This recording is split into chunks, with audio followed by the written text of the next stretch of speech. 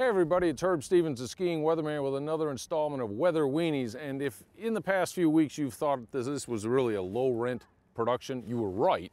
Not so insofar as the pictures are concerned, but the map. We had a whiteboard with a grease pencil. Well, guess who forgot to bring the whiteboard to Sugarloaf, Maine this week? So just like old sandlot football pickup games where you drew plays in the dirt, we're going to draw this week's Weather Weenie in the ample base snow here at Sugarloaf. They got about 5 feet of snow in the storm at the end of February, and the skiing, in one word, it's flawless. It's bloody flawless. And that's the case over most of the Northeast too. And if you see me looking uphill every now and then, it's because I'd like to do the Weather Weenie next week, and if I'm not careful, I might not be so lucky. But this storm that brought the heavy snow to the Northeast, just to review that real quickly, it was a remarkable storm from the Catskills and the Poconos, actually, northeastward to the Adirondacks and the northern mountains of New England. Anywhere from 3 to as much as 7 feet of snow fell in that storm at the end of February. It's got everybody there in terrific shape for the month of March. There was a pretty good snowstorm last week, right around the 5th of March, out here in the central part of the West, in the Wasatch. Alta, Snowbird, most of the Wasatch Range resorts picked up 1.5 feet of snow leading into this past weekend, and they enjoyed their first powder day in quite a while in places like Alta and Snowbird and Brighton and the canyons.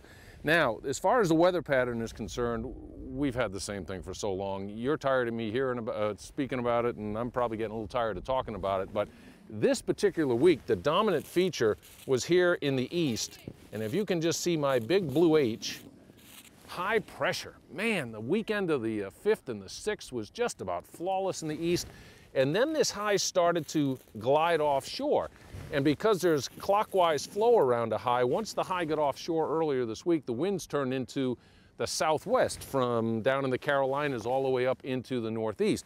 So with a southwest wind, it turned a little mild. So a lot of resorts saw packed powder of early March changed to more of a springtime consistency. Now, there is an exception to that. Early in the week also, on Monday, this system came spinning down out of eastern Canada across New England, little shortwave trough we call it, and it had a cold front attached to it. Not much moisture at all, just a few mountain snow showers, a couple of rain showers in the lower elevations. But what it did was bring in just a little piece of colder air into upstate New York and New England. So there you'll still find fairly dry surfaces, particularly in the morning hours if you're out skiing or riding later this week. Now, the southern branch of the jet stream, I've been talking about it all winter long. It gets a kick in the butt from the El Nino out here in the Pacific, and it sends storms in, and that helped to bring the snow into the Wasatch on the weekend of the 5th and the 6th, or the 4th and the 5th, I guess it was. It's sent an impulse across the southern part of the country this week.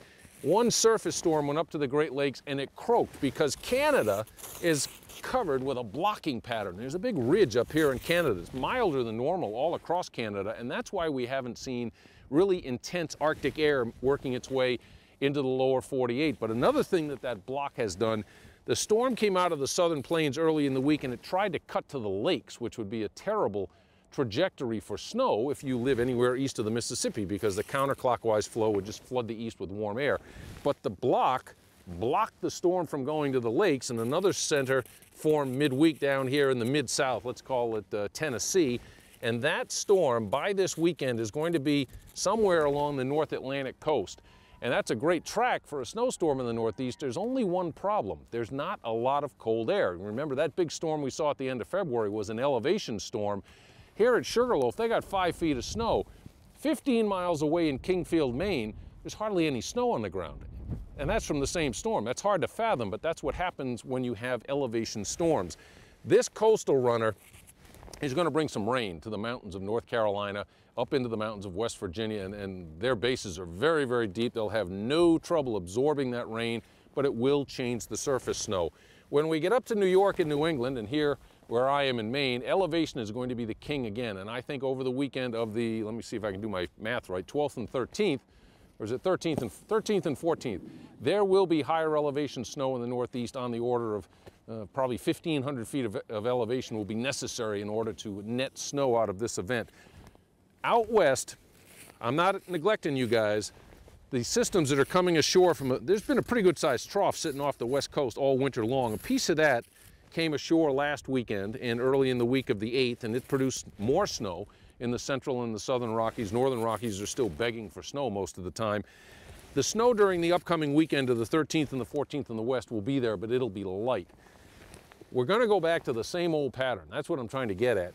The storm that's going to bring lower elevation rain, and some low elevation resorts in the northeast are going to get a pretty good shot of rain, I'm afraid, at the end of this week. And then the higher elevation snow. What that storm's going to do is reestablish an upper level trough in the eastern United States while a ridge builds in the west. And that trough is going to act as a recipient for colder than normal air for most of the second half of the month of March, and that will sustain the season in the east, and also will bring them additional snow threats from time to time while things will quiet down as they've been most of the winter in the west. So there's my really low rent chalk talk for this week from Sugarloaf, Maine. I'm Herb Stevens, the skiing weatherman. I hope you've enjoyed this installment of the Weather Weenies. Next week, I promise you I'll remember the whiteboard, and we'll be bringing you the next installment from Lake Placid. Have a great week.